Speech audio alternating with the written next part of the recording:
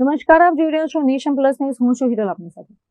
અરવલ્લી જિલ્લામાં આંગણવાડી કાર્યકરોએ પોતાની વિવિધ પડતર માંગણીઓને લઈને સરકાર સામે મોરચો માંડ્યો છે. લાંબા સમયથી ચાલી રહેલી રજૂઆતોનું નિરાકરણ ન આવતા જિલ્લાની તમામ આંગણવાડી કાર્યકરોએ કામથી અળગા રહેવાનો નિર્ણય કર્યો છે. અરવલ્લી જિલ્લાના તમામ તાલુકા ઘટકની CDPO કચેરી ખાતે આજે આંગણવાડી સંગઠન દ્વારા આવેદનપત્ર પાઠવી વિરોધ પ્રદર્શિત કરવામાં આવ્યો હતો. સંગઠનના લીડરોનું કહેવું છે કે આંગણવાડી કાર્યકરો પાસેથી કામ લેવામાં આવે છે, પરંતુ તેમને યોગ્ય લઘુત્તમ વેતન આપવામાં આવતું નથી. આ ઉપરાંત કામગીરી માટે આપવામાં આવેલા મોબાઈલ અને અન્ય ટેકનિકલ સમસ્યાઓ બાબતે પણ અવારનવાર રજૂઆત કરવામાં આવી છે, જેનો કોઈ ઉકેલ આવ્યો નથી. પરિણામે સંગઠને નિર્ણય લીધો છે કે 18 માર્ચથી 20 માર્ચ સુધી જિલ્લાના તમામ આંગણવાડી કેન્દ્રોને તાળાબંધી કરવામાં આવશે અને તમામ કાર્યકરો કામગીરીનો બહિષ્કાર કરશે. આ 3 દિવસીય હડતાલ બાદ પણ જો સરકાર જાગશે નહીં અને માંગણીઓ સંતોષવામાં નહીં આવે તો આગામી સમયમાં સમગ્ર રાજ્ય સ્તરે ઉગ્ર આંદોલન કરવામાં આવશે તેવી ચીમકી પણ સંગઠનના લીડરોએ ઉચ્ચારી છે. આજે અમે ગુજરાત આંગણવાડી કર્મચારી સંગઠન તરફથી અમારા યુનિયને નિર્ણય કરેલો છે કે અમે તારીખ 5મી માર્ચથી જે ઓનલાઈનની કામગીરી બંધ કરેલી હતી તે આજ દિવસ સુધી સરકારશ્રીએ અમારા કોઈ પ્રશ્નોનું નિરાકરણ કરેલું નથી, જેના કારણે હવે અમારા યુનિયને નિર્ણય કરેલો છે કે આગામી 18 માર્ચથી 20 માર્ચ સુધી અમે કામથી દૂર રહેવાના છીએ અને જે રજા રિપોર્ટ ભરી અને આજે આવેદનપત્ર માટે આવેલા છીએ. અમારી સરકારશ્રીને નમ્ર વિનંતી હતી કે જો તમારે અમારી જોડે મોબાઈલમાં કામગીરી કરાવી હોય તો 2022 થી તમે જે વાયદો કરેલો છે કે તમને મોબાઈલ આપવામાં આવશે તેની ગ્રાન્ટ પણ આપને ચૂકવાઈ ગયેલો હોવા છતાં આજ દિન સુધી કાર્યકર બહેનોને એક મોબાઈલ આપી શકતા નથી અને રોજે રોજ નવી નવી એપ્લિકેશનો લાવે છે.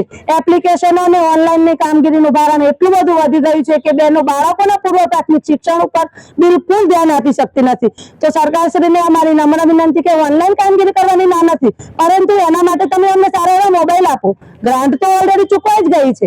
દરેક 1 લાખ રૂપિયાના કર્મચારી હોય અને તમે કોમ્પ્યુટર આપો, લેપટોપ આપો તો 10,000 ના માનદ વેતનવાળી બહેનો 10,000 ના પગારમાં કેટલું કામ કરશે? અને અમે અમારા પર્સનલ મોબાઈલની અંદર પણ આજ સુધી કામ કરેલું જ છે, પરંતુ અમારા મોબાઈલ હવે હેક મારવા લાગે છે. અમારા મોબાઈલ ચાલતા નથી, જેના કારણે અમે ઓનલાઈન કામગીરી બંધ કરેલી છે.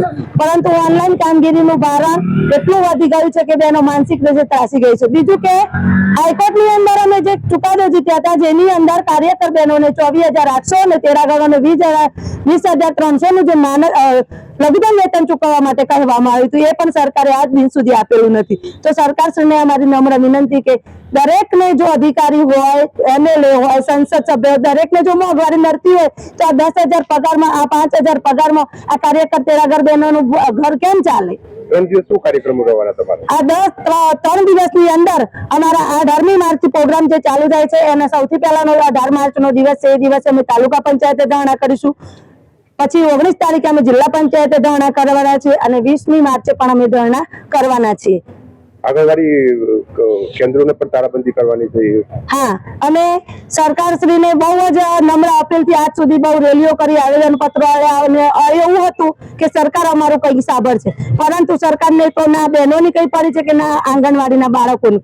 એટલે હવે અમે 3 દિવસ માટે તાળાબંધી કરી અને કામથી અળગા રહેવાના છીએ અને એના રજા રિપોર્ટ પણ આજે ભરી અને અહીંયા તાલુકા કચેરી આપી રહ્યા છીએ. આ કાર્યક્રમ ન કરવા માટે ધમકી આપવામાં આવશે? કઈ નહીં, અત્યારે હાલ તો કોઈ ધમકી આપવામાં આવતી નથી ને આવશે છતાં પણ અમે કોઈ કામગીરી કરવાના નથી, કારણ કે જો સરકારને અમારું ના સાંભળવું હોય તો બહેનોને છેવટે સરકારે જ મજબૂર કર્યા છે બહેનોને આ પગલું લેવા માટે.